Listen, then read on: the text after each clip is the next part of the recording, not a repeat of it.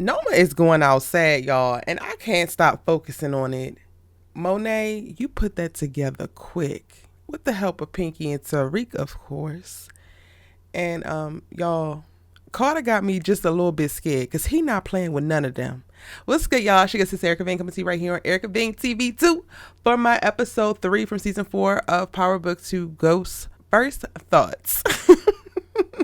This is just going to be a stream of consciousness of what I thought about the episode. I do have my breakdowns up on Erica Vane TV, my main channel, so I'll dive more in depth and provide things that you might have missed, things that you need to definitely pay attention to, as well as predictions and previews for future episodes over on that channel. So if you are just coming across me and my content for the first time right here on Erica Vane TV 2, make sure you hit the description box so that you can check out the link to my main channel and make sure that you are subscribed to both. Now, without further ado, I'm gonna go ahead and start this one off talking about Kane. Kane, do you really want to take down Noma? Do you really believe that taking down Noma is going to shore up the longevity of you and her organization? Or are you just trying to piss Effie off?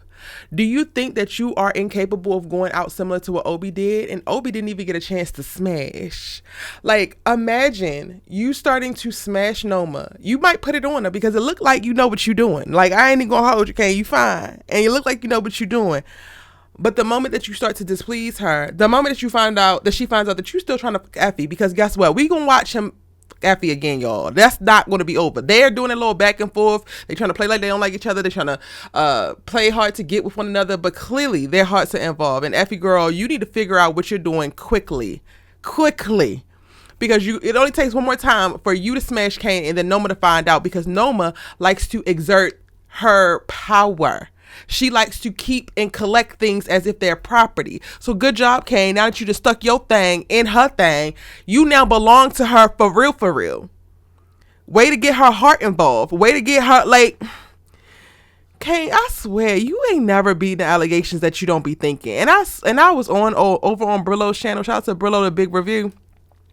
I was on his channel a couple weeks ago. And they were talking about how dumb you are and how you don't be thinking. I was like, no, he just emotional and he just be real impulsive. But he be thinking. When he be thinking, he be thinking. I don't know if he thought this one through. Now, mind you, it is adding a little bit of extra spice to the story. It is going to start to add additional complications. However, I think that Kane doesn't realize how he's putting himself in danger. The only thing that could be working for him is that I don't actually believe Noma to be the big bad that we have all thought her to be. She keeps going out worse and worse with every new episode of season 4. From episode 1, when she was hollering and screaming and frazzled and all typed up behind tracking down Tariq and worrying about hiding her organization from her daughter who be getting her together. I was like, oh, Noma ain't that bad. She not this big bad wolf like we believed her to be. And her even wanting to go on Kane just helps further confirm that for me. Again, granted, Kane is fine. He probably know what he doing with that thing. But ma'am, you're supposed to be a queen pin, an international queen pin and arms dealer. What do you want with this child, i.e. Kane? And yes, y'all, I know they came about 26, 27. But ma'am, what are you going to do with Kane Tejada? What can he do for you, girl? Aside from some soldier missions. With every new episode, Noma is getting weaker and weaker. The pressure is getting worse. And I just really don't believe sis to be about what we thought she was about. Like, it's a matter of time before Tariq's plans really fall into place and he outs Noma, kills Noma, and then makes it Tejada's pay for subjecting him and to what they subjected him to and trying to kill him. Let's talk about Effie real quick, since, you know, we get the start of the episode. Her and Kane had a little romantic little moment and they all loving on each other and she's filling out her little application. I gotta focus because I gave up my interview for you. Girl, nobody told you to do that. And you go ahead and say that later on in the episode, but nobody again told you to do that because Kane be out for self too. I do think that Kane actually really does like Effie and he's scared to really like Effie because Effie's so goddamn detached or loves to play detached. However, I do think that Effie cares about Kane in some way. I don't think that she cares about him as much as she still cares about Tariq, but she cares about Kane in some way. And ultimately, Effie is a little hurt girl that just wants to be loved, protected, and cared for. And I hate that for her because it's making her make stupid ass decisions. Do I think that she's going to make Tariq pay for setting her up to take out his new competition? No. I think that she's going to allow this to be them calling bygones, let bygones be bygones. The problem is for Tariq, this ain't going to be enough. Even if she puts 2 and 2 together, because, you know, Kane was pressing her like, where the hell did you find this on campus? And she stood tall. Tariq is not going to just take this as like, okay, this is cool. You sent me the little text about Kane trying to kill me, and you took the hit and didn't tell them that you got the stuff from me, and I had them do the damn dirty work for you. Cool. That's still not going to be enough.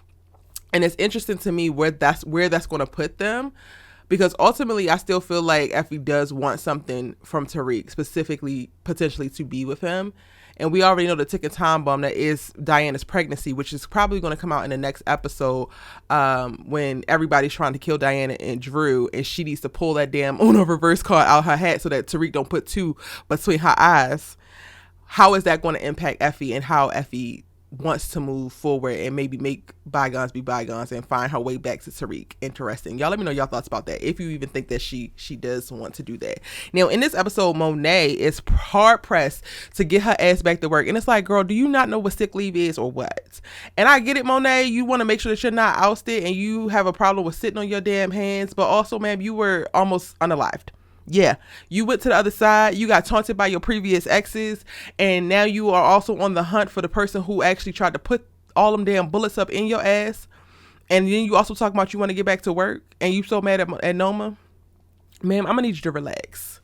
Relax with everything other than figuring it out. Her working behind everybody's back with Tariq, and Tariq looping Pinky in, brilliant. I was worried for a second of like Tariq looping Pinky in is going to get Pinky killed. However, Pinky winds up coming through by the end of the episode and giving the ring camera footage from Kate Egan's house that shows Diana dressed up in the damn Monet wig at Kate's house, and that is all she wrote. I was not sure that Monet was going to out that information right there in that moment, if she was going to save it so that she could process it. But also, who am I kidding? She is Kane's mother. She is very emotional. She's very impulsive. If she decides to pull it out the same way that Diana decided to pull out that goddamn DNA test, birth certificate, whatever the hell she had when she slammed it on the table, that's not your auntie. That's your mother. Yeah, what is this, Diana? It looks like your little ass hid in my damn wig over at Kate Egan's house. Didn't you tell me you didn't know who Kate Egan was? Okay, bad. Drew, the way he silently got his ass up, walked over to Diana and was trying to pull her ass up out of there because he already knew what it was. I don't know, like, Kane chasing him out the house was interesting because I don't believe that Kane is actually capable of killing his brother and sister. But in looking at the preview, he clearly gonna try because he mad.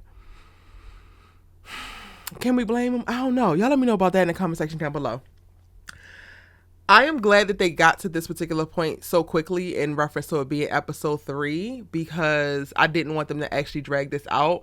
And knowing that Monet was going to try to stand up her own organization at the end of this episode, and she finds this out, and Diana's the only one who agreed to actually be a part of it and help her out, it's going to put her in a very interesting place, because Diana and Drew are now out and they got beef with them, and we know that Tariq is setting up his own organization. So I could totally see, and Kane is not coming back. Like, Kane is now fucking on Noma. He is not helping Monet stand up. Now, he gonna protect his mama, he gonna avenge her, but he's not coming to bet on her within her organization. I doubt that that's happening, and that's going to force Monet to go back to Tariq, which is going to put us right back in this goofy ass cycle. And it's like, at this point, Kane, you ain't gonna have nobody to blame but yourself, because your mama came to you first and you told her no because you wanted to fuck on that little lady with the bald head who is basically walking dead. And y'all, I don't know, but something about this is telling me that Kane is going to try to fuck on Noma's daughter too. Because Kane, he just be doing too damn much, child. Now, also in this episode, on Tariq's side, he gets an assist from from Davis to get a new connect, which initially doesn't necessarily go well, which is what forces Tariq to conspire to get get one of his the people within his distribution network yoked up. He winds up getting arrested because he tries to run from Carter when Carter pops up just to ask some damn questions. But all of that is a part of an elaborate ass plan that Tariq started with Effie to make it seem like they were trying to sell their product on Stansfield's campus and be competition. And then that gets back to Noma by way of Effie. Kane is tasked with going to go and take them out. He actually does because he knows who this is. Bopty bopty boop. I'm like, Tariq is really thinking this season, yo. Like, this boy is giving mastermind vibes, and I love this for him. He is literally stepping into Ghost's shoes, and now I can finally say, like, okay, you are a lot like your father, because how strategic he is moving. He is willing, like he was talking to Brayden about in this episode, of taking risks, right? Like jumping out there if he needs to and dating who he has to.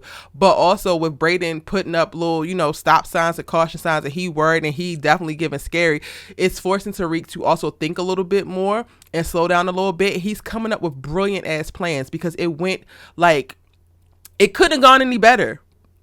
By the time the end of the episode hits, Zion is hitting him back up like, yo, I'm going to go ahead and take it for $300,000, and he needs an extra $50,000, which Davis comes up with because Davis going to need money. Davis is getting a damn divorce, and Jenny is trying to take his damn license, so he don't have nothing. He going to have to start to build from scratch. He going to take the little bit of money that he has, put it into Tariq's organization, and be roped in that way. Now, the interesting part for me is that I don't think that Davis is going to wind up losing his license. So once he's already knee deep in this organization and he still maintains his license, I'm interested to see how he's actually going to keep it. And y'all, with every new episode, I'm really, really, really believing what I thought from the beginning of like, while Powerbook 2 Ghosts is probably coming to an end in the season, like they're saying, the final season, a new iteration with a lot of these same characters is going to keep going on, because so much of their storylines that we're getting in this in this final season are so expansive. I don't think that they're just about to dead a bunch of characters and call it a damn day. I think that they're really setting the stage for these characters' stories, journeys to take on new life. And I am so excited for it. Like, so excited. I wouldn't be surprised if they've not already shot whatever the new series is that's going to integrate a lot of them. I talk about that more on my main channel, so go ahead and check that out if you want my thoughts, theories, and predictions of what's going down after this season ends. What else went down in this episode? We get a little bit of Becca. We find out Brushandra finds out that Diana's pregnant, and they're giving best friend vibes. I'm like, when the hell did Diana get so close with these people? But okay, I do feel like Brushandra gonna try to probably let it slip at some point. Don't know why and to who. Like maybe to Effie.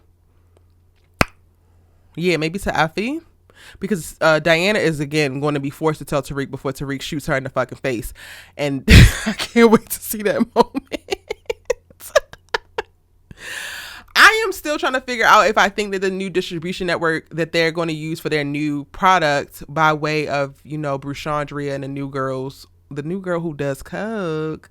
I'm like, come on now, Brayden, you can't pick a non-cokehead girl, but whatever.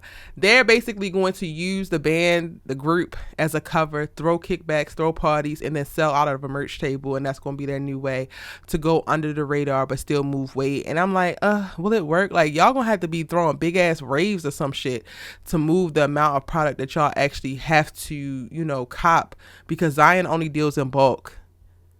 So we'll see. Like, y'all are going to outgrow that organization or that particular part of your organization very, very quickly. So I don't know how long that's going to actually work and last and be able to give them the numbers that they actually need. We'll see. Oh, and at any point, let me know what y'all thought about the episode in the comment section down below. Let's go ahead and chop it up. What else happened in the episode? Again, y'all, these are my first thoughts, so bear with me. I have much more organized thoughts over on Erica Vane TV. Janet is leaving.